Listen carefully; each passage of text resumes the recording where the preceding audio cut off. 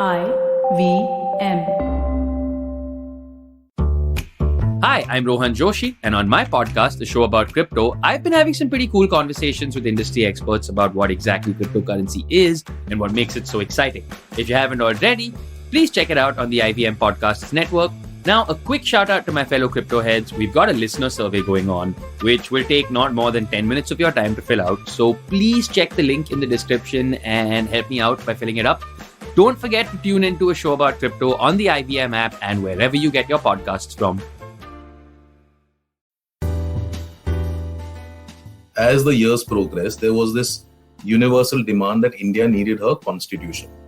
That culminated in 1946 when the Constituent Assembly itself was created. It was incidentally created under the Cabinet Mission Statement of 1946. And when it came together in December 46, so for the day they met for the first time was the 9th of December of 46, there were two things that the Assembly decided they had to dedicate themselves towards. One was that the Constitution has to create the architecture of a new India.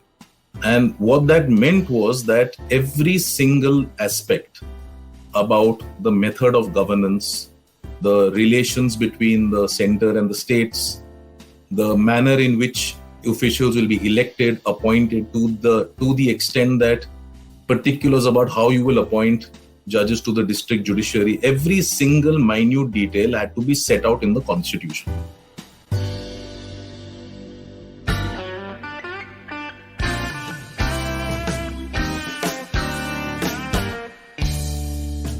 Hello and welcome to the Filter Koffee Podcast.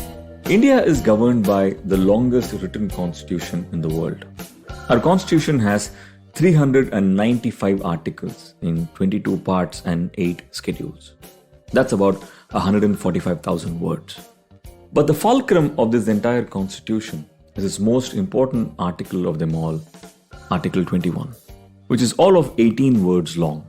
Article 21 is about the protection of life and liberty, and it is so important that from 1946 to 1950, it was the focal point of all the discussions of the Constituent Assembly. The team that was handpicked to craft our constitution word by word. My guest today, Rohan Alva, is a counsel practicing in the Supreme Court of India. He is an alumni of Harvard Law School, the Loyola College in Chennai, and the Delhi University. Rohan is also the author of the best-selling book, Liberty After Freedom, a history of Article 21, due process, and the Constitution of India. Rohan's book, which was released a few weeks back, is a riveting account of how the article and these 18 words were crafted over half a decade of discussions and deliberations. It focuses on the eventual absence of the phrase due process of law and how two factions of the Constituent Assembly, both well-meaning pro-democratic leaders, debated whether this phrase should or should not exist in the final draft. I spoke to Rohan about why this phrase was important, what the mood in the room was like in all those meetings over half a decade, and most importantly, what India has lost because these words did not eventually make it to the final draft. Stay with us. We'll be right back on the Filter Koffee Podcast.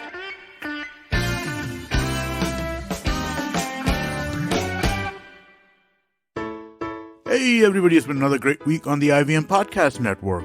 On Cyrus Says, the cast and crew of Gehraiya joins Cyrus in a fun chat about the making of the film. Cyrus talks to Deepika Padukone, Ananya Pandey, Siddhant Chaturvedi, Darya Karwa, and the director Shakun Batra. Kadai Podcast is back with a new story. When Well Seni is a Tamil podcast done by Kavita Jiva. Find out how Tamil South India stayed independent of Ashoka and the Mauryan Empire. On Paisa West, Anupam discusses finance for informal labor with Gautam Bharadwaj and Parul Sheth Khanna, co-founders and directors at Pinbox Solutions. Should assisted dying and euthanasia be legalized? On All Things Policy, the Takshashila folk analyze the Lancet Commission's Value of Death report. And on the Filter Koffee Podcast with Karthik Nagarajan, freelance journalist Priyanka Pula sheds light on the drug regulation problems in India. Do follow us on social media. We're IVM Podcast on Twitter, Facebook, Instagram, and LinkedIn. And remember, if you're enjoying this show or any of our other shows for that matter, please do tell a friend. The word of mouth really helps. Also, don't forget to rate us on whatever platform you're listening to us and check us out on YouTube. You can check a list of all our channels at ivmpodcast.com/YouTube. And finally, we'd like to thank our sponsors this week, Bank of Baroda and HDFC Life Insurance. Thank you so much for making this possible.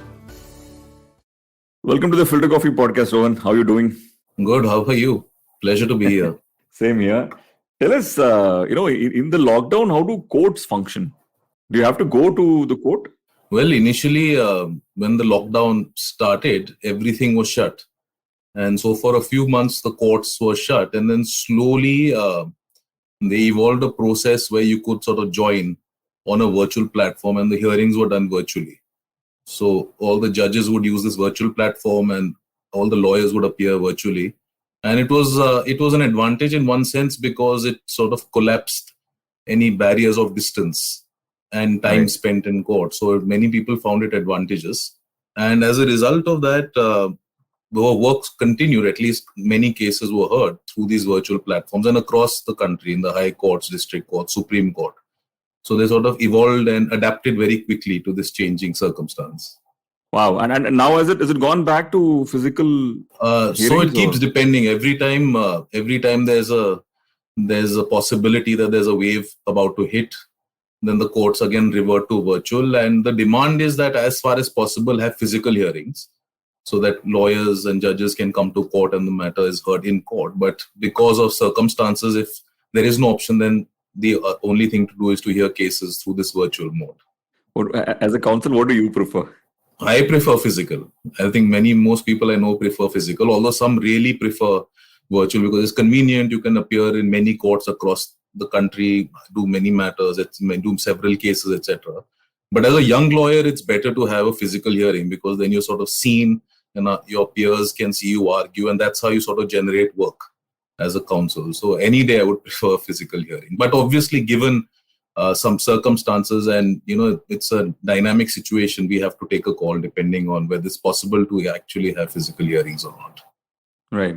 I mean, not at all related to what we are sitting here to discuss, but somewhere this could even mean it sounds like a great thing from a productivity perspective for the legal machinery, right? In places where you might not have accessibility to courts. So that is one thing, and there are many demands. So one of the demands is that the Supreme Court's located in New Delhi.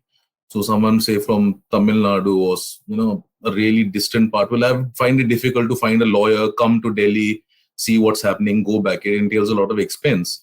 So in that sense, it's made it easier because now litigants can just join the hearing online. They can see what's happening. The lawyers, if they know a lawyer in their locality or close to them, that lawyer can appear in the Supreme Court. So there are these obvious advantages, but also it's sort of constrained because you can't have a full-on hearing which you otherwise would have been able to have if it was a physical hearing. But given how difficult it is, I think it's done a pretty good job sort of going forward and trying to see that cases are actually decided, even though on a virtual platform. Amazing. Very, very fascinating to hear this perspective. We don't get to hear this otherwise, right? Rohan, before we begin, which is this extremely interesting book that you've written, which is already making waves, even though it is available for, the book is releasing only in about 10 days or so from now. Tell us a little bit about growing up and, how you ventured into law as a career. So, when I was in school, I never thought about law. I sort of toyed with the idea of taking one of these exams to join the 5-year national law schools. But happily for me, it didn't pan out because I was able to take up my BA in history at Loyola College in Chennai. And those were the most fabulous years. The people that I met, my experience living in a hostel, living on a beautiful 100-acre campus in the heart of Chennai was truly a brilliant experience. The kind of many of the professors that I had, the people you got to meet, it was absolutely an amazing experience. And I'm glad I did that because you were able to sort of do quite a bit of things that you would like to do before you actually get into legal studies. So sort of you didn't get into legal studies the moment you left college. You could study history, you could do a lot of things, you could do debates, you could just travel around. And ultimately, when you decide to take up a professional course, it gives you a good grounding. But I never thought that I would actually become a lawyer. It actually happened by accident. And after I finished my BA, this group of friends, we were just sort of taking exams all over the country. We all thought we would sort of end up in the same place together, but then we all went our different ways. And I ended up taking up my legal studies at the Faculty of Law in Delhi University. And I'm glad, because that's where I met my wife. So that's one of the best decisions I think I took by joining my LLB at Delhi University. I think there is two great decisions, one with Loyola and then one with your marriage. That's true. Yeah. And Loyola, I mean, I spent 5 years in that college, and Right. completely resonate with what you say. It's Yeah. many years later you realize that it was not about what you're studying there, but how it prepares you Right. for the world outside, isn't it? Exactly. The book is that you have, and I would love to hear from you in terms of why you chose this particular topic, right? And for the uninitiated, the book focuses on one of the articles of the Constitution of India, and it actually, more than anything else, focuses on the story of how it happened, starting with the Constituent Assembly.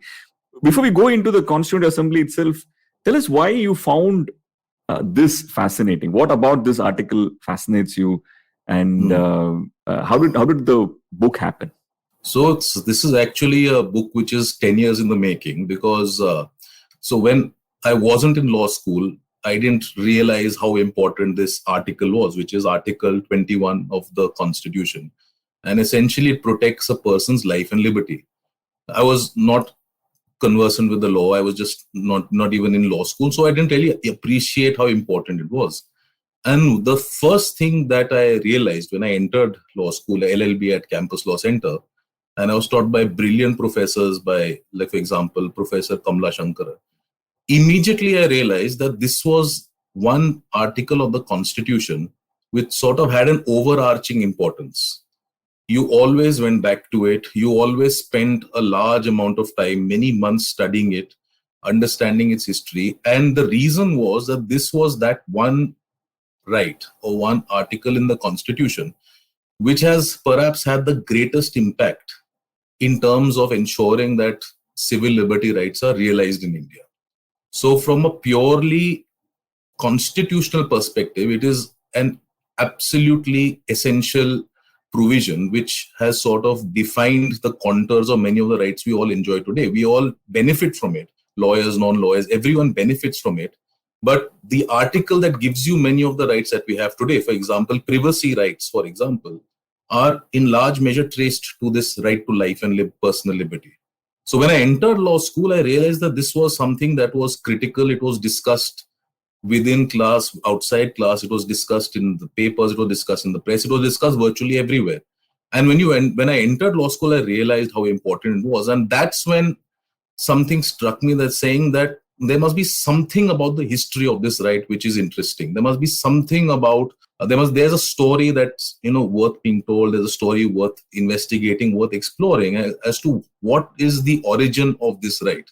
Was it a really simple decision? Was it controversial? Were there enormous debates, or was there some division of opinion? What exactly happened at the time at which our constitution was founded, framed, crafted? So that's when I realized that this is something worth exploring. And then for many years, I didn't really go into it. In fact, after I graduated and then I went for my LLM to Harvard, I explored it in detail, but I didn't look at the historical part of it. But because this was something that struck me, in 2020, I decided that I must really now explore it. And it's interesting, actually, I started out by thinking I'll write a small article. So I thought I'll write a short article. The lockdown had just happened. We were all at home, and then I had some time on my hand. So I thought I'll write a small article. And I thought it would be a simple, straightforward story that could be narrated. But the more I got into it, the more I realized that this actually is something that you can't make up. It's so interesting. It's so engaging that this is really something that should be seen in depth, that should be explored step by step. And that's how really I decided to really go into the entire history of this article, to try and piece together the puzzle of how we got here, where this article, which is now considered the most important, what is its backstory? What is its origin? How was it created? Who were the women and men who shaped it? And how it now controls the destiny of so many Indians today. And how does one go about doing that? How do you piece together a story of something that happened 70 years back? So we have a number of scholars of the Constitution. In recent years, many outstanding books have been written on it. But there are two ways of looking at it. One is a purely what we call a doctrinal analysis, that you look at only what the cases say, what the decisions say. You sort of try and understand if there's a pattern, how it's evolved. That's one way of looking at it. That's a purely legal perspective. The other, which is what I was really interested, is the constitutional historical perspective. So what happened between 1946 and 1950? Because those are the years in which our Constituent Assembly essentially deliberated and framed the Indian Constitution. Now, the Constituent Assembly was this body which was created in 1946 with the task of coming together to give India her constitution. But the process that they adopted was a very thorough process. It wasn't going to be a replication of some constitution. It wasn't just going to be an enumeration of articles which must be in the constitution without much debate. Every single word, in fact, to the point that commas and full stops were debated for days. That's how detailed it was. Whether a comma or a semicolon or a colon, which is the preferable, method of drafting. That was the attention to detail. And because of that, it's a voluminous amount of documents you have to sort of go through. You have to go through the Constituent Assembly debates, which run into several thousand pages. Then there's archival material. Then there's a compilation of books by B. Shiva Rao, which has all the original documents, letters, memorandums, articles, reports, all compiled, put in one place so that you read it with the assembly debates and try and piece together and draw a picture of what happened when the Constitution was founded. So it's essentially going back into original source material, archival work to sort of bring it out and then put it together to narrate this story, to understand where we came from 1946 to 1950. Right.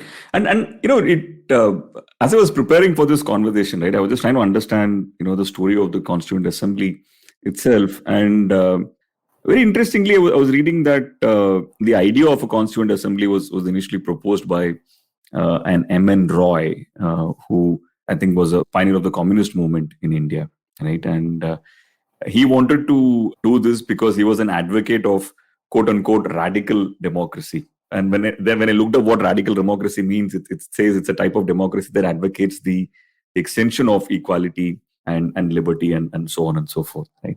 To me, it seems like, from 34 up until we actually had, a Constituent Assembly in 46, it was quite a journey where it was championed. The cause for the Constituent Assembly was championed by many different people. I had a fundamental question, which you and I spoke about a few days back, which is, why does a country need a constitution? Right? I mean, why can't we just run with an elected government and let them make laws? That's a really great question. And I think it's as important today as it was at the time at which the Constitution was framed. And in the 1900s, there were several individuals who demanded that first it started with there must be a Charter of Rights that must be given. Then that slowly sort of progressed into demanding that a constitution must be framed for India. And in 1935, there was this act called the Government of India Act 1935, which was this very large working framework of dividing relations between the provinces and the government, etc. But the demand for a constitution was a long-standing one. So as the years progressed, there was this universal demand that India needed her constitution. That culminated in 1946 when the Constituent Assembly itself was created. It was incidentally created under the Cabinet Mission Statement of 1946. And when it came together in December 46, so for the day they met for the first time was the 9th of December of 46, there were two things that the Assembly decided they had to dedicate themselves towards. One was that the Constitution has to create the architecture of a new India. And what that meant was that every single aspect about the method of governance, the relations between the center and the states, the manner in which officials will be elected, appointed to the extent that particulars about how you will appoint judges to the district judiciary, every single minute detail had to be set out in the constitution. And the reason was that this constitution was going to be the framework from which India would progress. So every single detail that is necessary for India to progress had to be in this founding document. So that was one. The second was, and this is also very essential, is that very early on, the Constituent Assembly decided that whatever happens, one thing that must be done is that you must specifically enumerate fundamental rights, which is you must actually put them down as articles in the Constitution. They rejected the concept of there being rights which are enjoyed by persons but will not be part of the Constitution. They rejected the idea that Parliament or the state legislature will decide the kind of rights that the people must have. The decision that they took was that whatever else, regardless of every other consideration, the individual and individual rights is going to be at the heart of the Constitution. So much so that a law cannot be made which violates fundamental rights. So much so that Parliament cannot even amend the Constitution, change the Constitution to affect fundamental rights. So the Fundamental Rights chapter, as it was called, was going to be the centerpiece of the Constitution. And very interestingly, and these are historical stories which resonate even today, the first objection, or rather the first point that had to be resolved, was what is going to be the language of rights? How are we really going to catalog them? And there, very interestingly, interesting debates happened, and there was this excursus, as you can call it, where people traveled across the world, bringing every single constitution that they could. And they realized that the best way to frame the Constitution is to actually go interest by interest, not just replicate, say, just pick up the US Constitution and replicate the Bill of Rights. So, pick up some interest from the Magna Carta and just put it into the Constitution. Every single interest, so free speech interest, liberty and life interest, association rights interest, every single interest was going to be, explored in great detail. Everyone was going to have their say. People would have a chance of providing alternative visions of a, and ultimately what would happen is that it would be a collaborative process. And I think that's an important lesson to draw, is because these were individuals who differed fundamentally. So if one person thought that the elected government must have an absolute right to decide the meaning of a particular right, there was always someone who would oppose it and said that the government cannot have an absolute right. It has, the individual's right must trump everything. If you had someone who wanted a form of government, there were those who would oppose it and give an alternative vision. Now, although they differed, one interesting thing, and this will strike anyone who has a chance to read the assembly debates, is that at the end of the day, this was a collaborative process. And that's, I think, the one major reason why the enterprise to frame India's constitution succeeded. Regardless of ideological differences, regardless of political differences, regardless of differences over the vision for a constitution, they all came together, put their views forth, and in many respects tried to come to a common ground which would be acceptable to both sides. And I think the fact that this was a collaborative process really led to a constitution which was ultimately something that was workable, which could be implemented, and which would sort of, have the ability to transform India as was the original thought for it. You speak about the collaborative process, and we're talking about hundreds of representatives of different parts of India, right, of that time, right? How would you describe the mood in the room? And I'm assuming at some level, everyone had the same intention, which is, like right, you started your answer by saying, to create that architecture, that blueprint, right, for the new, right, India. Was it a common, as you went through all the thousands of pages of these documentations of these discussions, did you feel that there was common ground in terms of intentions and goalposts as to this is the ultimate result that we want? And how would you describe the mood in the room? How did these deliberations happen? So it's very interesting. If we begin from really the beginning, when the assembly first assembled, you can just see people are overjoyed, at assembling in the central hall. They are ecstatic that they've all come together to make this constitution. They're greeting each other. There are these initial speeches where people are cheering and people are happy and there's applause. But inevitably, as they got down to work, as they had to now decide how to work, there were differences of opinion, which is inevitable. And there would be people who would differ, who would have different opinions, but they had to work together. And there were these very interesting episodes that happened. So one interesting episode was that the drafting committee was this apex committee which would frame the constitution. And they went about it in a very laborious process. They took some time. So in fact, one member at the end accused them of not being the drafting committee, but being the drifting committee. Then there was another example where one of the greatest lawyers in India, Aladi Krishnaswamy Iyer, was speaking in the assembly on why it's better not to have any due process rights, because what it does is that it gives the judiciary the power to ultimately decide which law is good and bad. So the moment he said it, another member said, yeah, you've had a fling at the law, because now you are accusing a profession and you're accusing an institution in which you have done so well. So he immediately protested and said, I have had no fling. And there were these outbursts between members in the middle of heated debates on life and personal liberty. So there are lots of anecdotes in the annals of the Constituent Assembly debates like this. But ultimately, you notice that they were able to take it in their stride. They were able to sort of accept it, give a reply, but then move forward.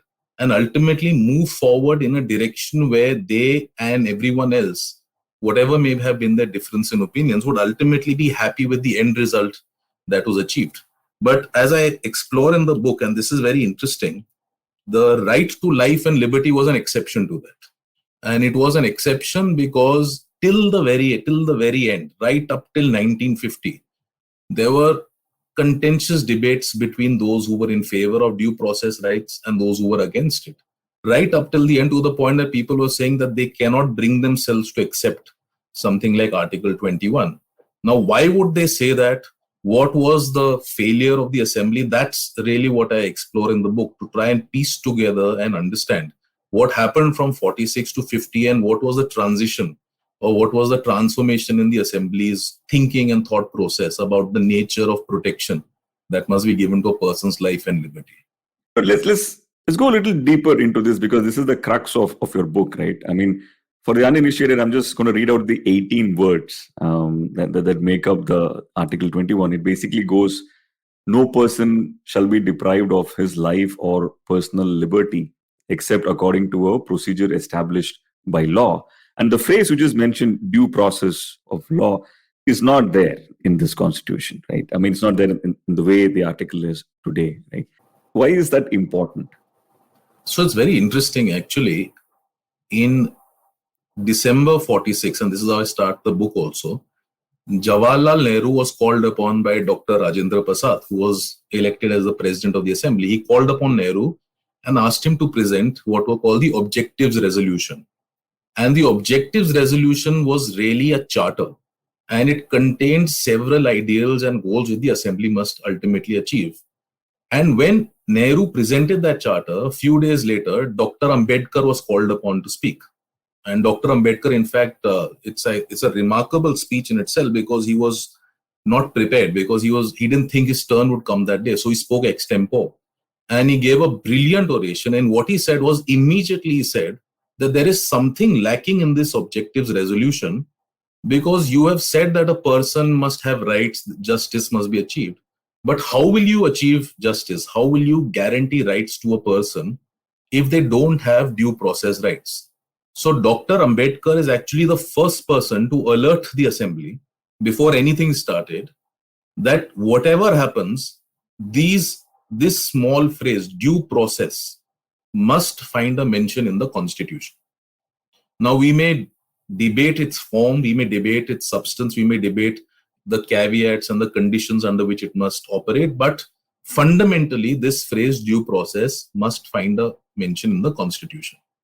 And the reason was that this phrase due process has a very long history in terms of guaranteeing civil liberty rights. So there are two ways to look at a constitution. You can have a constitution which specifically lists out every single right. But as you and I know, if you and I had a discussion, You and I may come to a disagreement about certain civil liberty rights. I may want it framed in a particular way, you may want it framed in another way.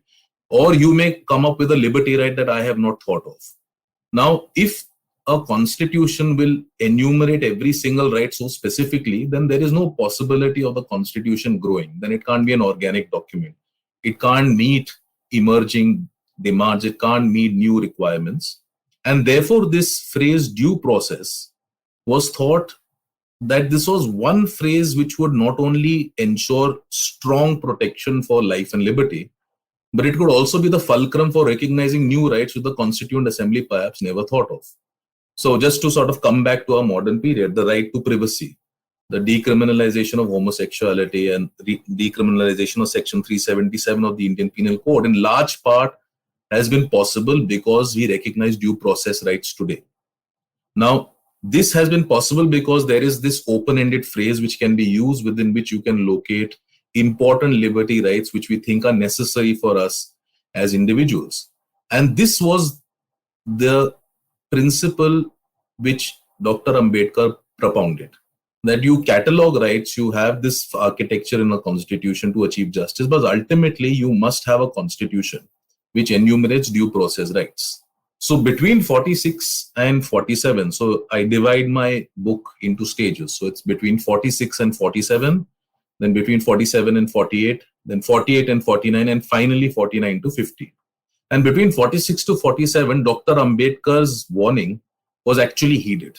And that's one of the most interesting parts of our history, that they accepted that Dr. Ambedkar was right, that you require something like due process.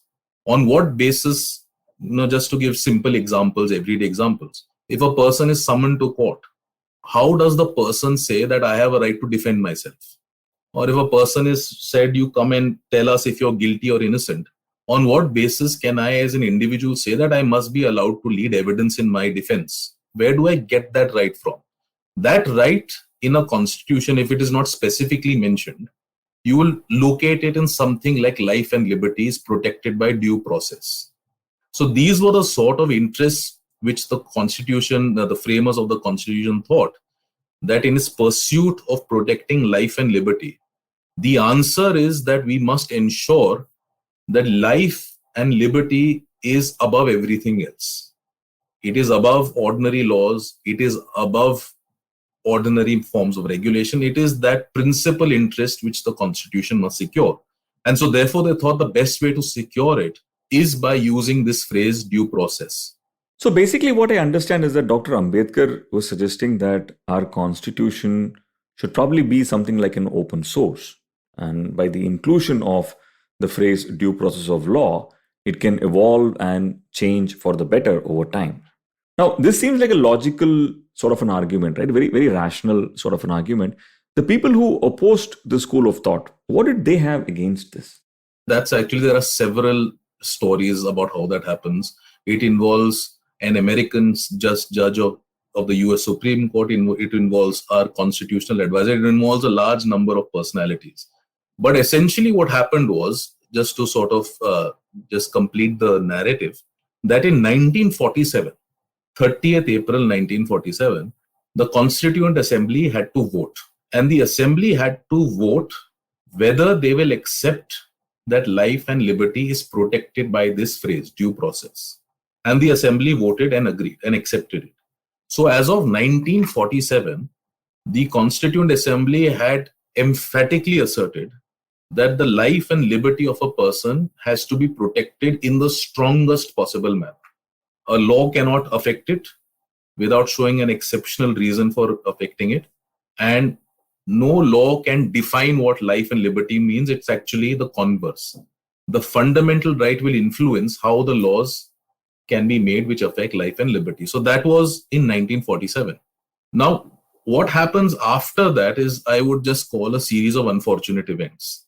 So the first thing that happens is that after India attains independence on 15th August 1947, the Assembly decides to change the way it is going to frame the constitution. So they say that, look, between 1946 and 47, we've taken so many decisions. It's all over the place. Let's call upon the constitutional advisor, Sir B.N. Rao. and we will ask him to prepare this draft constitution so that, every single decision we've taken can be reduced into a working document. It will make it easier for us. And then what we will do is we will constitute a drafting committee, which would come to be chaired by Dr. Ambedkar. It had stalwarts such as K.M. Munshi, Aladi Krishnaswamy Iyer, D.P. Khaitan. They were all members of the drafting committee. And what this drafting committee will do is that it will take B.N. Rao's constitution, revise it, work it, correct any errors, improve it, add whatever they want, and then prepare a second version. And then that second version will ultimately come to the Constituent Assembly, and then the Assembly will have an article-wise deliberation. So Article 1, Article 2, so on and so forth, we will take it. And this was thought that this was a better way to do it rather than having these hundreds and hundreds of decisions on several aspects of the Constitution and then deciding how it must be framed. Now, the first thing that happens is that B.N. Rao works very quickly. So he's told in August 47, you have to prepare a draft constitution. By October, it's ready. He's prepared it. It's a sprawling document, over 300 articles. It's a sprawling document, and every single aspect about governance, elections, rights, directive principles, structure of the union, every single thing is taken care of. Then what happens is, so this is the first story. The first story is that after that, he travels to America because he says, I'll go and meet all these world leaders and get their input to understand how I must draft the constitution. And in America, he meets this great personality, Justice Felix Frankfurter, the US Supreme Court. Now, there's a very interesting story. B.N. Rao is universally recognized as a genius. He was a prodigious talent. He was at Cambridge at the time Nehru was, and he rose through the ranks. And after that, retired from the Indian Civil Service, he was asked to join the Constituent Assembly as a constitutional advisor. He had every single constitution on his fingertips. He knew how the Irish constitution worked. He knew how the German worked. He knew what's the difference between the German and the Irish and the American, so on and so forth. And there's a story where Frankfurter says, if I were asked to nominate a person to the US Supreme Court as a judge based only on their knowledge of American law, it would be B.N. Rao. So that's the impact that B.N. Rao had on Felix Frankfurter. And there's a brilliant book by Arvind Ilangovan on B.N. Rao's life. It's a biography. It's an outstanding book, and it really tells us in vivid detail about his life and times. When he met Frankfurter, Frankfurter told him, listen, you have prepared this draft constitution, and in that you have said that people will have a due process right. Because Rao's limited mandate was to reduce as articles in the constitution matters on which the assembly had already voted. So because the assembly had already voted on a due process right, Rao had to enumerate it. So he did so. So Frankfurter told him, don't do it. Because what happens is that if you have a due process right in the constitution, the judiciary will decide whether a law is good or bad. People will challenge a law, they'll go to court, and then it is the judiciary and the judicial system which would constantly tell the legislature how it must make a law, which law is good or bad. It creates too many problems because that's too much of a strain on the constitutional system. And otherwise, the legislature reflects the will of the people. So why should a court second guess it? So he told B.N. Rao, you eliminate this due process. You replace it with some other article which gives lesser level of protection to life and liberty. Don't have due process. So that's story number one. Story number two is that B.N. Rao is impacted. And this is the postscript. And apparently writes a letter from Washington, D.C. by airmail. And it comes to the Constituent Assembly. And many people believe that it is B.N. Rao who is responsible for due process being eliminated.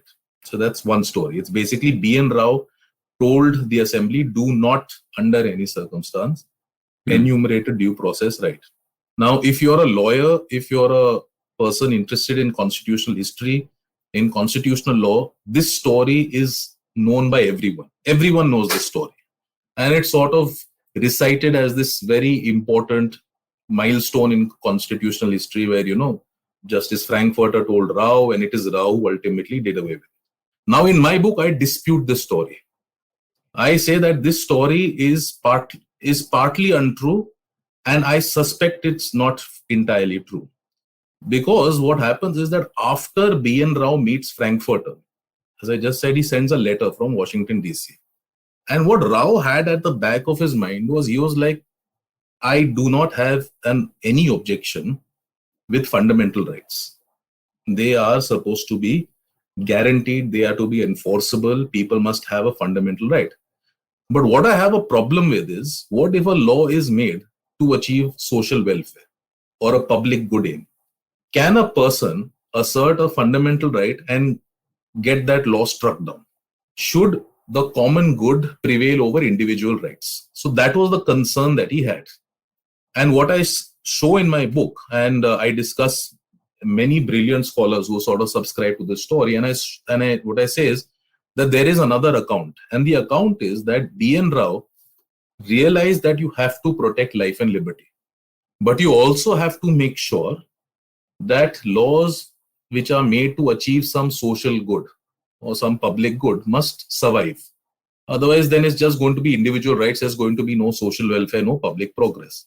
So what he suggested was that you retain this due process clause, and in this letter that he sent in 1947, you retain the due process right, but you create a stipulation in the constitution that any law made to achieve public progress can never be questioned, even if it violates fundamental rights. So what he did was he retained due process, but tried to control its scope by telling the Constituent Assembly that when you ultimately make the constitution, you have this stipulation. So this is the first story. Now the second story is this letter is received and this letter is rejected. The drafting committee in 1948 says that we are not going to have a constitution in which we create a system where certain laws are immune. We may make a law to achieve whatever end. Parliament has the power, state legislatures have the power, but whatever may be the purpose of making the law, it must never violate a fundamental right. So B.N. Rao's advice is rejected. And what I pieced together is that, and the drafting committee met every day, and they met over a large number of months, and then I read the minutes of each of those meetings. And what I realized was that between 47 and 48, the drafting committee, which was this apex committee, which was now going to prepare this document which ultimately the assembly was going to debate, they sort of seem to agree that we must have a due process guarantee. This question of having a separate stipulation that certain types of laws can violate fundamental rights was rejected. But what we find is that in 1948, the drafting committee submitted the first version of the draft constitution to Dr. Rajendra Prasad, because now they'd finished their work. They'd worked on B.N. Rao's draft constitution, they'd seen everything, and they gave the draft to Dr. Rajendra Prasad. And suddenly, and this is what I noticed, suddenly there is no due process. It's missing. What we find is that there is an article identical to today's present day Article 21. So gone is due process protection, and instead of it is this stipulation that no person shall be deprived of his life or personal liberty except according to procedure established by law. And the earlier version was no person shall be deprived of his life or personal liberty except according to due process of law. So due process is removed and replaced by this phrase, except according to procedure established by law. Now, B.N. Rao, very interestingly, this is the third story. I mean, I can go on the number of stories and the way in which it happened. It's truly something that you can't make up. It's so fascinating.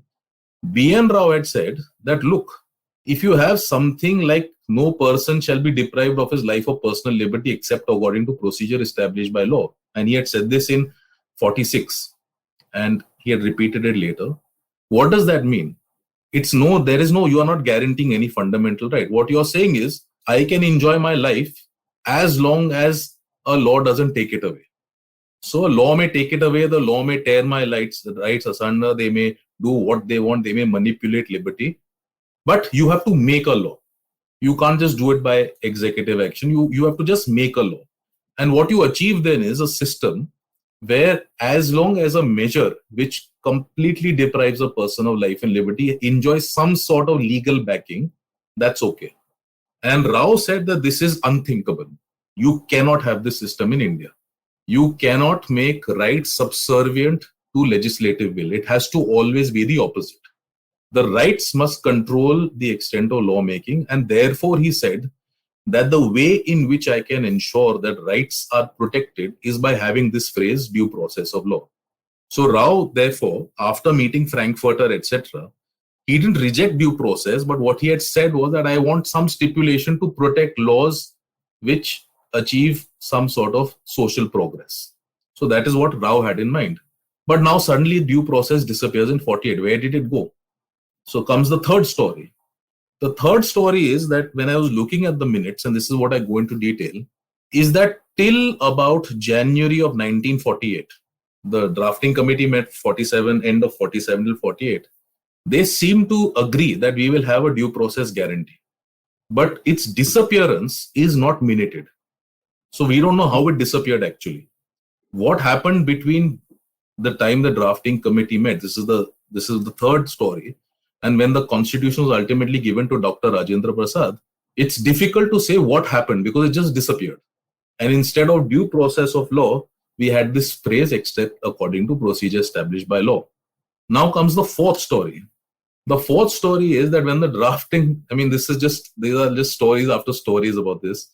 The fourth story is that when the drafting committee had to defend its proposals, they said that, look, what we did was we looked at Japan. Now, Japan, after the end of the Second World War, had just framed a constitution under General Douglas MacArthur's supervision. And that constitution has a right exactly like our Article 21. So it says life and liberty except according to procedure established by law.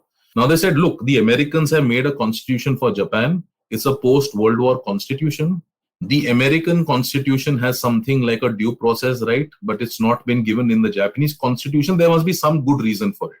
So let's just follow the Japanese constitution. So that's the third story. So the third story is that is how the drafting committee decided to have this except according to procedure established by law. Now, one would think that if this is the method that was followed, it would be acceptable. The moment the draft constitution came in the assembly, on the 4th of November 1948, there was just an explosion.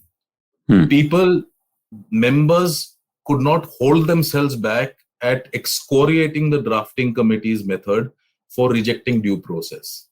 Because they said what you have done is that you have proposed a right which is subject only to laws that are made. So if I want to, coming back to our examples, if a law is made that's saying no person can defend themselves, they are to be jailed straight away, it's possible. You have to just make a law, that's it. If you want to make a law saying that no person has the right to a lawyer, just make a law, no problem. Person's right and liberty is finished. So how can the drafting committee propose such a fundamental right?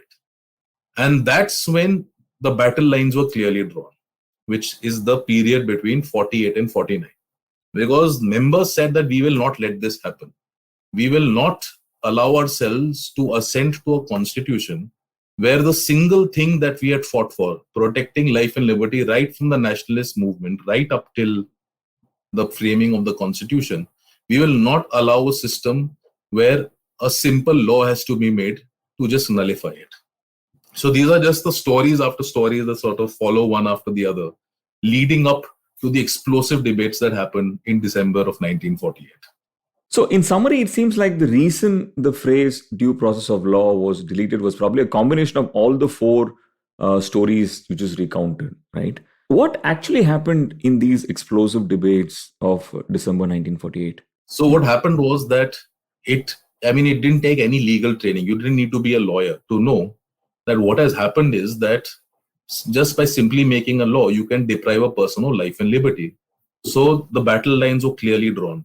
And many members then started moving amendment motion. They said that you have to reform this article. You have to bring back due process. You have to get this phrase, except according to procedure established by law, out of the way because it's meaningless. It's just surplus words because you have just told the parliament and the state legislatures, do what you want, make any law and just violate fundamental rights. That's about it. Nothing more, nothing less. So we will not allow a constitution to have it like that. And in this section of the book, I focus on this fascinating debate which took place between two of the greatest stalwarts, K.M. Munshi on one side and Aladi Krishnaswamy Iyer on the other. Now, K.M. Munshi and Aladi Krishnaswamy Iyer had a shared history when it came to the Constituent Assembly. They were both brilliant lawyers. They distinguished themselves. Munshi in the Bombay High Court, Iyer in the Madras High Court. They were members in what was called the Advisory Committee, which was the first committee which had proposed the due process right. They were also colleagues in the Fundamental Rights Subcommittee. And then they were colleagues in the Drafting Committee. But the shared history broke in 48. So between 47 and 48, Munshi and Aladi were like a tag team. They both defended, espoused, and asserted that the constitution must have a due process right. And in fact, Aladi's orations is, I think, one of the most masterful analysis of rights and why it's necessary for a constitution to have it. So they were both allies. They were allies in their pursuit and in their fight to ensure that life and liberty is protected. But then they broke in the drafting committee. And this is the next story, that suddenly in the drafting committee, Munshi is left alone supporting due process rights, and Aladi has become his opponent. So from being partners and being allies to making sure that due process is protected, they now come on the opposite side of the debate. And the irony was not lost on the assembly, because many in the assembly knew that these two had a shared history of preserving, protecting, promoting life and liberty. Now, how were these two going to face off? It was literally a face-off in the assembly. And Munshi went first. And what Munshi did was that he understood the heart of the problem. And the heart of the problem was that many were uncomfortable with the idea of conferring on the judicial branch the right to decide the kinds of law that should be made. They were uncomfortable with the idea. They said that we have a parliamentary system of democracy. We are now going to have elections. Why should the judicial branch decide which law is good and which law is bad, essentially? So because we do not want that situation, do not have a fundamental right which allows people to constantly petition courts. Now see, just realize Munshi's brilliance. He just turned the proposition around. And that's why all his speeches are actually brilliant, because what he said was that it is wrong for us to think that rights are contrary to democracy. Democracy, in fact, cannot survive without fundamental rights. So there is no dissonance between rights and democracy. In fact, a fundamental condition for democracy to survive is rights. Now, how is that possible? He gave a few illustrations. He said that a person casts a vote and elects people to office. But our system of democracy is built on constant change. But our system of democracy also has a problem that after the vote is cast, an ordinary citizen has no way of participating in the legislative process. So I don't know how do I petition parliament? I don't have any of those options. So what I do is that when parliament makes a law, I assert my due process rights and question that laws that are made in a neutral institution. And the neutral institution is the judicial branch. So I, as a person, take my case and I say that this is not the kind of law my elected representative should make. This is not the kind of legislative process that must be adopted. The government has the right of defending the law, and ultimately the court will decide who's correct, whether the citizen or the government. So he said that far from harming democracy, it actually ennobles democracy, because you strengthen it, it's alive and it's responsive, and it creates a system where people can enter the democratic process, can participate long after they've cast their votes. So Munshi actually turned it around and he said, far from harming democracy, this due process right, which people say that, oh, if you have a due process right, every single law will be struck down. He said, that's not the question. The question is not whether a law is struck down. The question is, do you enable a citizen to participate in the democratic process after they have elected their representative? And he said the answer is the due process guarantee. Right. Now, Aladi was opposed to him. So Aladi stood up and responded. And Aladi gave a long oration saying that ultimately we can have fundamental rights, we can agree on what it must be, but we can never have a situation where the rights can nullify legislative will. So he basically took the opposite stance. And what these debates really showed was that it was about rights. The fight was about rights, but there was a larger background factor which was also weighing on their minds. And what was weighing on their minds was, how do we make sure that rights coexist with democracy? How do we make sure rights coexist with a representative form of government? How do we make sure that rights coexist with the ability of the legislature to make laws and to give effect to the will of the people? So this was the background in which these two great stalwarts sort of opposed each other in the Constituent Assembly debates. Yeah. It's such an interesting debate, right? I think you summarized it beautifully when you called it the common good versus individual liberty. On one hand, there is this group that believes that the elected government is going to have well-meaning people, probably like themselves, and their rights needs to be protected. And on the other hand, is this group that is so passionate about individual liberty that they will not even let an elected government come in its way.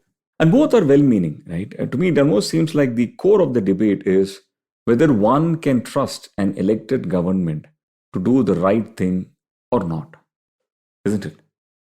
So that's very interesting, and that's an excellent question, because that takes me to the next story that happens. So we are now between 46 and 48. And between 46 and 48, the concern is, how do I balance life and liberty with democratic norms? So those who support rights, they say that regardless of the system of democracy, rights have to be paramount. So rights must question legislation. You must stop government from acting in a particular manner. The opponents of due process also use democracy. So basically the proponents and the opponents both use democracy in their argument. So if one believed that democracy is strengthened, the opponent said democracy is weakened, questioning laws in the judicial branch, and questioning the will of the people, so on and so forth. But this is between 46 and 48. And as I show in my book, something else happens in 49. And what happens is that in December of 48, what happened was that after the assembly voted and they accepted this article, people were unhappy with it. But the level of unhappiness reached an entirely different level. Members in the assembly were unhappy with it. There was enormous public outcry. The members within the drafting committee began to have second thoughts, saying that we made a mistake by abandoning due process rights. It was basically every single person who was following it was in two minds. So there was this deep unhappiness. And what happened was that in 1949, the story changes and we get an apology and a compensation, as it was called. And the apology and the compensation was that the drafting committee, this apex committee responsible for drafting the constitution, realized they had made a mistake. They realized that abandoning due process rights was a problem. And what they also realized is that the tenor of the debate itself had changed. So if between 46 and 48, the discussions and the debates and the deliberations focused on how fundamental rights, and particularly life and liberty, must coexist with democracy, in December 48, when Article 21 was debates, the tenor of the debates had changed completely. And those who wanted due process rights in those debates in December 1948 were not concerned with how a due process right harms or strengthens democracy. They were concerned with this very real reality, a very real prospect, that a person will be completely defenseless when they go to a court of law. So they had a completely different concern. And what they said was the examples that we had just said. If I want a lawyer, a law can be made no lawyer for any person. A law can be made saying you are not allowed to argue your case. No problem. You make a law and say person's liberty is deprived. What's the requirement? You must make a law. That's it. Nothing more, nothing less. A law may be made saying you cannot lead evidence in a defense. A law can be said you will never be told what you have been charged with. A law can say detain any person for 20 years without a trial. There's no difficulty. And these individuals, these members who then asserted in the assembly that this was going to be a reality in India if you approved Article 21, spoke from experience as well as spoke from the point of view of having a constitution which ensures that persons who enter the justice system must have some semblance of rights. And what happened is that in 48, the nature of the debate itself goes in another direction, as I call it, and it reaches an inflection point. And if they started out by saying that rights will harm democracy, and it's democracy whether you need the rights or not, it then goes into an entirely different direction. And it's really concerned with what will happen to a person who's brought before a court of law. So that's basically. And there were many members who said that they have experienced years and years of detention without a hearing. They've experienced laws where overnight they have been picked up without any without being given the right of defending themselves, of knowing what the charge is, etc. So they spoke from before independence, that is. Right? Before independence. So they spoke from experience. And they said that we cannot have a constitution which permits the same regime to continue in independent India. We need a break. And therefore, this due process now starts traveling in a different direction. And because it starts going in this direction, the drafting committee, to their credit, realized they made a mistake. They said, we are right. If we've now proposed and defended a law saying that a person can be deprived of personal liberty by law, there's no problem. You take away the right to a lawyer, you take away the right to defend themselves, you take away the right to know what they've been charged with, etc. You can just lock up a person, convict them, jail them for life. They have no remedy. So the compensation, as it was called, compensatory, and the apology that came in the form of saying that we will put in the constitution as fundamental rights some of these liberties that I spoke of. So we will say that you have the right to a lawyer. We will make it a fundamental right. So we will say that if a person is arrested, the person has to be presented before a judge within 24 hours. And the reason they said this was that all of these rights are anyway contained in the ordinary law. But by putting it in the constitution, they can never be taken away. That was the main idea, that no legislature can make a law depriving you of these basic rights. Now, the drafting committee thought that the debates have reached this inflection point. The public is unhappy. Drafting committee members are unhappy. The assembly was obviously unhappy. So let's present this article. This is known as Article 22 in our constitution today. And they thought that this compensatory measure will sort of calm the mood. But far from that, there was a second heated debate which happened. And they said, now look, you yourselves have accepted that due process is necessary. A right to a lawyer is part of my due process right. How can I defend myself if I don't have access to legal counsel, for example? So if you're now in September 49, accepting that due process is necessary, that a constitution cannot do away with it, why then did you abandon due process 1 year ago? It makes no sense. Logically, there's no explanation for it. Now, many members also said, now look, you have now said that a person has the right to a lawyer. So as I say in the book, what if Parliament makes a law saying no person is entitled to a lawyer? What will happen is you will go to court and say, this article guarantees the right for having a lawyer, therefore this law is unconstitutional. Are you not questioning legislative will? Are you not questioning a particular law? You are. Yeah. And that is in substance due process review. You are questioning the wisdom of legislation. And so the argument went that if you have now recognized in 49 that you need some sort of due process right, what happened to your stand in 1948 when you opposed it? So here a second debate started. And again, several members tried.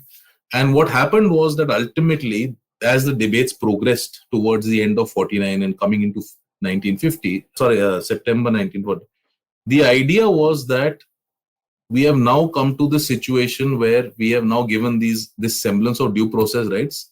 So let's not focus on the broader guarantee. Right. Let's just focus on giving this and just moving forward and completing the process of drafting the constitution. And that's essentially what happened, that ultimately when the constitution came into existence, a broader due process right was missing, but this narrower version became a part of the constitution.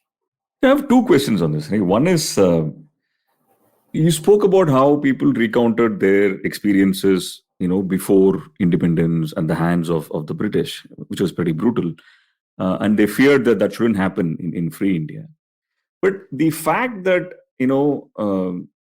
this process started before independence, these discussions started before independence. Right. And then independence actually happened. And then, there was some sort of a calmness in the air saying, this is our country, we can shape it the way we want. We are no more under threat by a different force.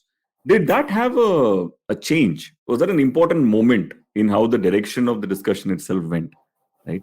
That is one question I have. The second question is, in 49, when people realized, right, that there is a mistake, it seems like majority of them realized there is a mistake. How difficult was it to just go back and change Article 21 itself?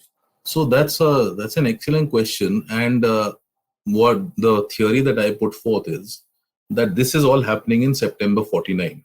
And by November 49, the process of framing the constitution is completed. So my theory is that they were so close to finishing the task of framing the constitution that there was this sense that they didn't want to reopen the entire debate about a broader due process guarantee. So largely inertia. So that's one theory. The second theory that I have is that after the constitution was formulated, after it was put together, there was another last round of amendments that could be moved. So a last shot, you change what you want. And what happened in that was that several members moved amendments to this Article 22 that I mentioned. But no one moved an amendment to Article 21. So even in that final stage, when any person could have tried to change Article 21, no one made an attempt. They sort of accepted Article 21 and Article 22 was tweaked a little bit. And when the final deliberations happen in the run-up to November 49, because that's when the constitution is sort of ready, once again, members excoriate the constitution because it doesn't have a due process guarantee. And several members attack Article 21, saying that now you have framed this right, which really doesn't have any modicum of due process. You realized in 49 that you needed due process, so you brought in these basic rights like right to counsel, which one member has said was so basic and so necessary that these are something that you should not fight for. They should all be there as an obvious right in the constitution. It's not something that's worth debating, fighting for. Right. But many towards the end, right up till the end, were lamenting the fact that this broader due process guarantee was absent from the constitution. And one of the reasons they lamented this was that if the assembly had voted in 47 to accept a due process right, where did the drafting committee get the authority? Who gave them the power to overturn this decision of 1947? Because the drafting committee's remit was to reduce into a document as articles the decisions that the assembly had already taken. So if you were faithful to that duty imposed on the drafting committee, you would have reduced into the constitution and enumerated a due process right. And that was a major criticism against the drafting committee's method, that you not only were you ignoring the assembly, you were actually subverting it by bringing these articles which went against express decisions of the assembly of the past. And this carried on right till the end, until the constitution actually came to life. Right. And on the other question of whether August 47 had an impact on this, did it change direction at all?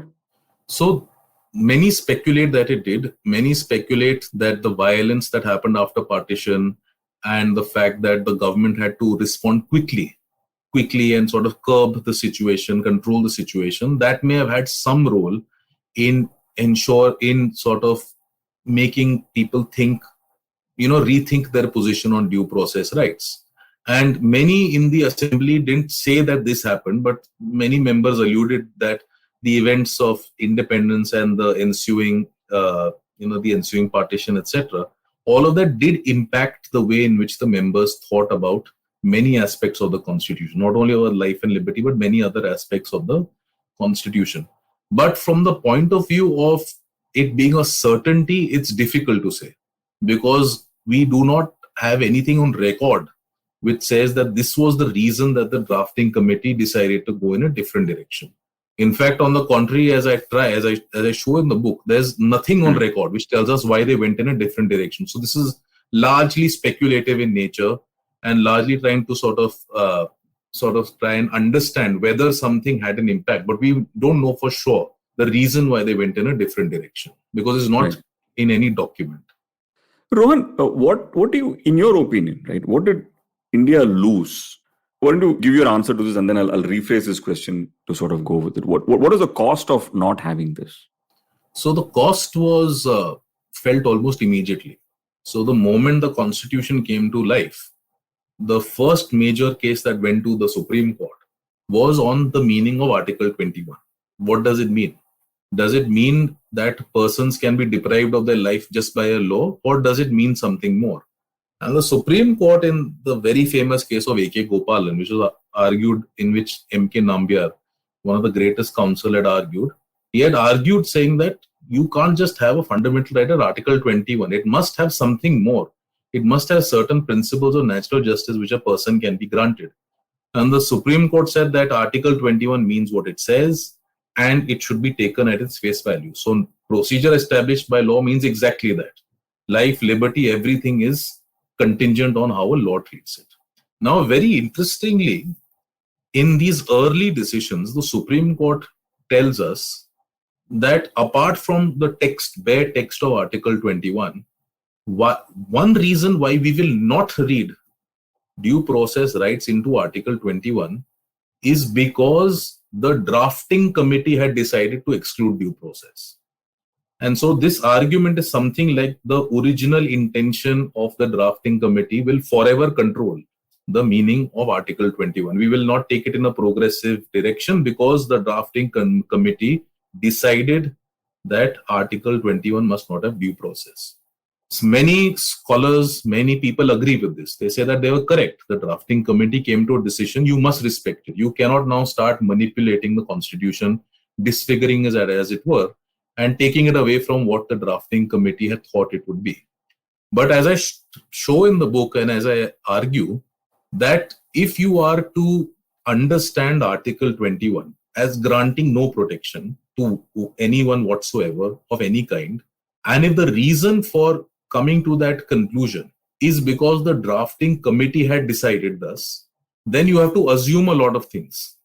You have to assume that the drafting committee, everyone in the drafting committee agreed that there was no need for due process. You have to assume that everyone was there was a concord between the members. You have to assume that everyone in the assembly was happy with it. No one had any problem with Article 21. They all voted overwhelmingly for it. No one ever said a word against Article 21. You have to then also assume that the drafting committee worked carefully. There was a calibrated approach. Everything was discussed. And after careful deliberation, there was a decision that there should be no due process, right? And as I say in the book, you can only believe this if you operate on the plane of assumptions. Because the reality is that there was great disagreement within the drafting committee. They didn't all agree on it. K.M. Munshi, for example, a member of the drafting committee, every time due process came up, he would defend it. So they didn't agree. It wasn't as if everyone agreed that due process must be deleted. Secondly, as I show in the book, when Article 21 was actually being framed and settled on by the drafting committee, many members were absent. So on some days, 2 people, some days 3 people, 3 members, 2 members, something like that. So it's not as if everyone was sitting together, putting their heads together and deciding what Article 21 must mean.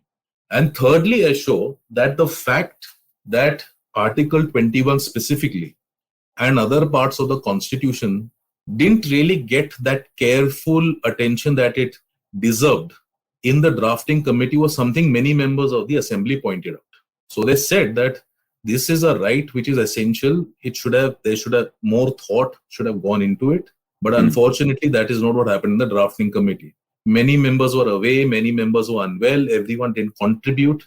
And therefore, ultimately, as I say in the book, if we are to understand as Article 21 be controlled by the past, then you have to really do it only by assuming certain things happened. If I can show that these assumptions are not correct, we can then at least reach a stage where we can say that Article 21 cannot be controlled by its past. It has to be interpreted on its own terms. It has to be given some effective interpretation so that it can actually move in some particular direction. Because if a person can be deprived of their life and liberty just by making a law, then there is no use of Article 21. And then it serves no purpose. It's not a right. It's more like an enabling feature. It doesn't then fall in the category of a fundamental right. Right. This is in the annals of law. Like for an individual, for a citizen, again, 2 questions. One is, was there a huge cost, right, in the early years of this country of not having this? Did it eventually change? You mentioned at the beginning of a different answer that eventually today we do follow due process of law. Right. What was the transition point? Yeah. So it was felt immediately, and it was felt because many people were detained. Like A.K. Gopalan, for example, was detained. He was in jail when India became independent. So he asserted his case in the Supreme Court, and his case was rejected. And one of the main reasons, the controversial reason was this, what I just said, that we will proceed into the future and only be controlled what the drafting committee has dictated to us. The second was that between 1950 and 1978, about 28 years, the understanding was that Article 21 means exactly what it says. It doesn't mean anything more, it doesn't mean anything less. So a person's life and liberty you enjoy as long as the law does not take it away. The third was that, and this was also within the assembly, was that for some reason, our constitution had a bundle of contradictions within itself. And this is something that I also focus in the book. And I can just give you a few examples of that. First was that, as I said, the process of framing our constitution was a very exhaustive one, but it wasn't blind replication. So the assembly said that, look, we are getting this due process right from the American Constitution. But the American Constitution confers due process protection on life, liberty, and property. But in India, we want to embark on a system of land reform, so we will not grant due process protection for property rights. That was the original vision. Now, what happened was that in 1950, there was a bundle of contradictions. Somehow, life and liberty went by the wayside, and property rights got not one but two forms of due process protection. Wow. Now just imagine the consequence that you want to embark on a land reform project, which means what? You take it from those who have land and redistribute it amongst the people so that you have equality in land holding. How is a government going to acquire land from persons who have vast tracts of land when you have to pay full compensation? There's no way that you can do the land reform project. And this happened almost immediately. In the first year of our republic, as soon as the constitution came to life, many people started challenging land acquisition laws and succeeded.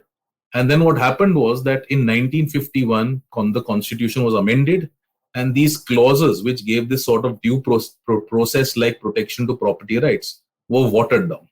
And ultimately, 1978, in the 44th Amendment, due process protection for property rights was done away with. There was no property rights at all. It was now relegated to being an ordinary right. And this entire experience shows that you began by wanting life and liberty to be protected and not property rights. But a reversal occurs that the constitution comes into existence and land reform gets not one but two forms of due process protection and nothing for life and liberty. So that was one contradiction that happened. The second was that India had a great role to play in the Universal Declaration of Human Rights. And one of the members, Hansa Mehta, was responsible for ensuring that the Declaration of Human Rights applies to all human beings. Initially, it was only to men. And the Secretary General in 2018 credited Hansa Mehta with being that one person who ensured that the Universal Declaration of Human Rights applies to all human beings. And what she had said was that this declaration has a large number of civil liberty rights. And if we are now framing our constitution in the backdrop of this Declaration of Rights, you must have many of them in the constitution.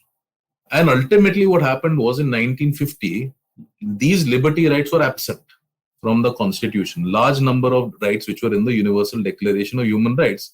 And the dissonance was India is celebrated as being a pioneer in ensuring that the Declaration of Human Rights actually worked. But none of that was actually represented in our constitution. So there were a lot. I'm sorry to interrupt you, but did you say it was the Declaration of Human Rights only for men? Yeah, and Hansa Mehta was responsible for saying it applies to all human beings. And it was not for women to begin with. In the yeah, and she made sure that it applied to everyone. So she was in fact publicly praised by the Secretary General of the United Nations for being the person who ensured that it applied to all human beings. Extraordinary. Okay. So, there were all these interesting developments which were happening, international, national, local, within the assembly, outside, interpersonal, if I can say, debates and engagement. And all of this sort of exerted this enormous pressure in crafting this founding document.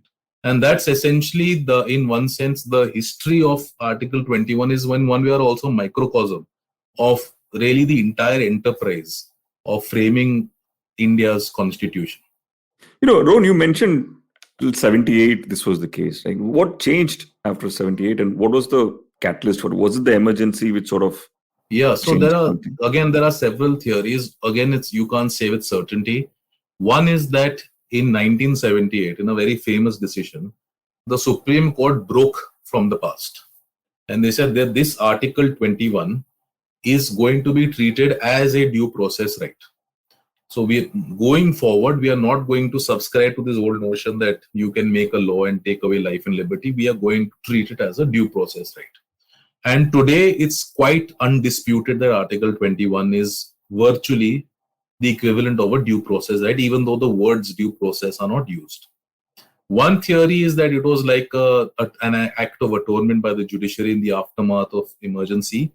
The other is, and this is a plausible theory too, is that in 1978, this transformed understanding of our right to life and liberty actually was an inevitable development. Because from the 1970s, there was this slow process of transformation in the way in which fundamental rights were understood. So in one sense, the 78 decision is actually a culmination of nearly 8 years of transformation in the way rights are treated, in the way rights are to be the cornerstone of democracy, of the constitution. And all of that ultimately led the Supreme Court to say that even though it's not mentioned in Article 21, it is to be treated as a due process guarantee, and all the trappings of due process which apply in constitutional jurisprudence will apply in the Indian constitution as well. And from there onwards, we saw an enormous change in the way life and liberty itself became powerful. So what I say in the book is that, very interestingly, that in the assembly debates, people were afraid that if you have Article 21, then there is no scope of justice in the criminal justice system. So we are basically, you'll make a law and you'll pick people up, arrest them, no questions, no way of responding to a charge. But in India, the greatest impact that this transformed understanding had of Article 21 was in the realm of criminal justice system. Was to improve it, to humanize it, to make sure that people were given rights which otherwise they could be deprived just by some law or regulation. So it had the greatest impact in the sphere which many in the assembly had fought for when espousing their case for a due process guarantee. And that when you enter the justice system, you use the due process guarantee to assert many rights. Rights against cruel and unusual punishment, rights against cruel forms of imprisonment, etc. all now flow from the due process guarantee. Right. In a post-78 world. In the post-78. Right. So basically, it's the interpretation that has changed. And right. Is it safe to say, in the last 20 years, Rohan, if you look at it, for a layman, it seems like the Supreme Court is probably getting involved in more things than it should normally do. Right? From how cricket is run in this country to everything else. Nothing to do with your book, but do you see that this is in some way, the judiciary sort of ensuring that, it's sort of compensating for not having a free run of the democracy? So in a way, this is actually a feature of the Constitution, that constitutional courts like the Supreme Court and the High Court get so involved. And the reason is that we have to take lessons from our constitutional history. And the lesson is that, and this is none other than Sardar Patel. Sardar Patel said that if you want to have fundamental rights, and he was speaking in 46-47, if you want to have fundamental rights, there is, first we have to actually mention them in the Constitution. I mean, we cannot keep dreaming up what the rights will be. It has to be there as a categorical right in the Constitution. But that's only the start of the process, not the end. Because there is no purpose in having a constitution if a person cannot implement the rights. So you need rights enumerated, written in the constitution, and then you need a process of implementation.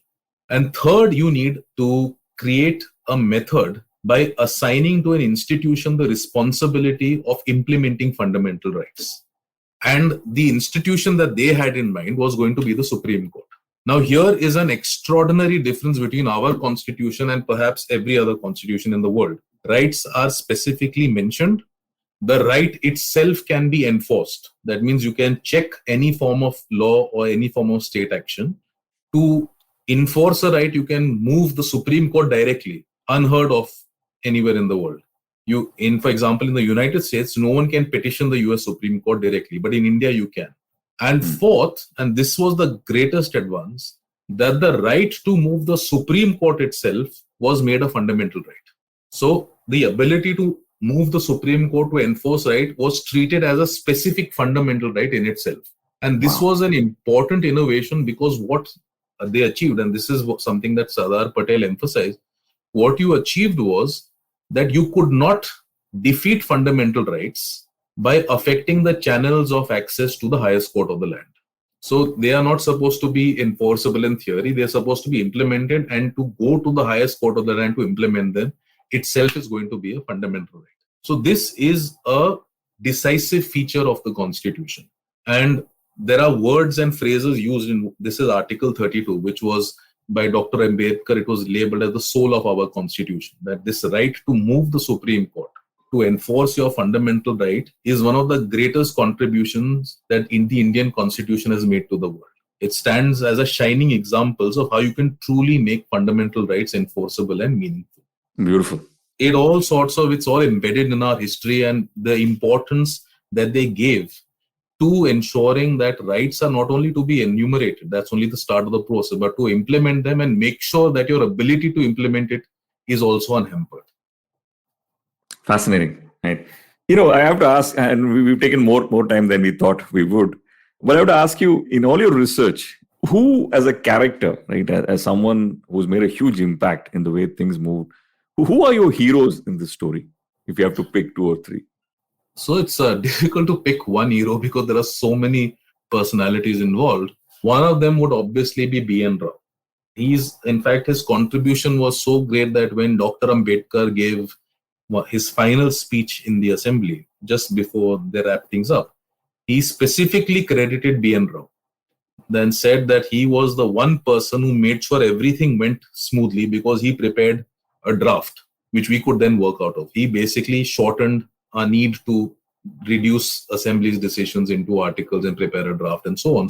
But he was also an individual who impacted the way in which the assembly itself approached the question of fundamental rights. He was a very meticulous person. At every juncture when a decision was taken, he would quickly write a detailed memorandum circulated, telling them these are the pros, these are the cons. If you want to weigh out, look at the Irish Constitution. If you want to weigh out, he was a master in world constitution. So he's one great individual. The other is obviously, whenever we speak of due process, it has to be K.M. Munshi, because he was the person who defended it until the end. From the beginning to the end, his position never changed. He never went back on it. He never doubted the importance of due process. A third person is someone like Pandit Thakurdas Bhargava, whom basically made one of the greatest analogical arguments, which was perhaps the assembly was given. And he told the assembly that you have already decided to give in the Indian Constitution a right to free speech and expression.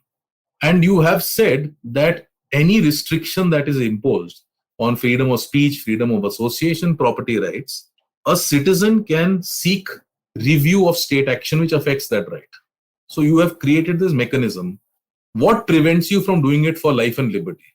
So that was his argument. He said, if for something like a right to free association or right to property rights, you've allowed the person to really check and question state action, why are you not giving it for life and liberty? And all that analogically reasoned argument, it was the sheer simplicity of the message that he was able to project, which was, where is the reason for having two minds when it comes to the protection of life and liberty? So these are all individuals who really marshaled, anecdotes, instances, history, constitutional analysis, all to project and to argue in the assembly that something like due process really requires special protection, and don't hesitate from granting due process protection to life and liberty. Thank you so much, Rohan. It was a real eye-opener, and you've given us a lot to think about on the fountainhead of all our liberty and freedom, that is Article 21, and the backstory to it. As we record this book, I'm told it is already a bestseller, so congratulations, and I cannot wait for the debates it is going to throw open. But I'm also told that you're already on to your next book. Yeah. Thank you. Pleasure to be here. Thanks so much.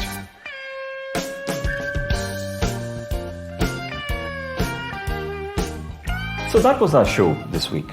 I hope you liked it. And if you did, and if you're a fan of the show, hey, I have something to ask of you. If you are listening to the show on Spotify or Apple right now, please do rate us on the respective app. It helps a lot in others discovering the show.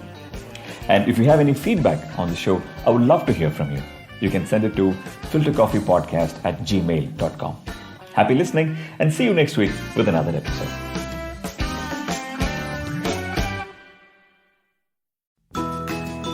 We face 100 dilemmas every day while raising our children and nurturing our families. Why not let science help us make informed decisions to solve our dilemmas? Hi, I'm Devi Shobha.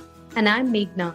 We host Big Talk About Tiny Humans, where we will help you unpack challenges around parenting and your child's development. And more importantly, we will equip you with research-backed strategies that you can readily act on. Tune in to our podcast every Wednesday on the IBM Podcasts app, website, or your favorite podcast platforms. Are you looking for finance products and services that can enhance your personal finance experience? Are you looking for a space to talk about your financial product or service? And are you looking for a crisp talk show where the conversation is all about money? Well, your search ends here. Hi, my name is Anupam Gupta and I'm host of the Paisa Paisa podcast, and I invite you for the conversation about your personal finance on each Monday on the IVM Podcast app or the website or on any podcast streaming platforms. See you folks.